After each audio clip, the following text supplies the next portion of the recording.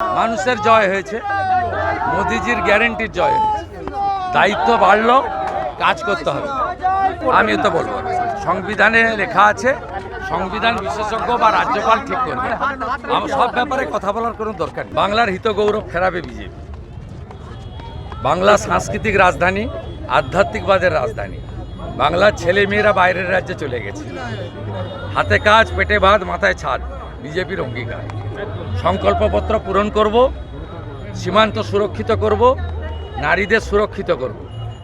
মহিলারা দরকার হলে যখন খুশি বেরাবেন, রাত্রে বেরোনো যাবে না। আগের মুখ্যমন্ত্রীর মতো কথা আগামীর বিজেপির মুখ্যমন্ত্রী বা বিজেপি দল বলবে না।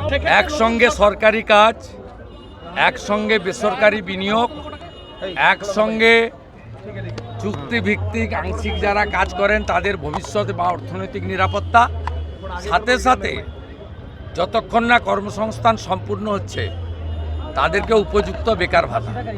এই সম্মিলিত প্রয়াসের মধ্য দিয়ে আগামী এক বছরের মধ্যে রাজ্যের মানুষ প্রকৃত পরিবর্তনের স্বাদ পাবেন, এটা আমি বিশ্বাস করি। মোদিজির গ্যারেন্টি, অমিত শাহজির ঘোষিত সংকল্পপত্র অক্ষরে অক্ষরে সময়বদ্ধভাবে পূরণ করাই বিজেপির আগামী দিনের লক্ষ্য। সব চিন্তা করবেন না, বিজেপি সরকার দায়িত্ব নিলে সব হবে।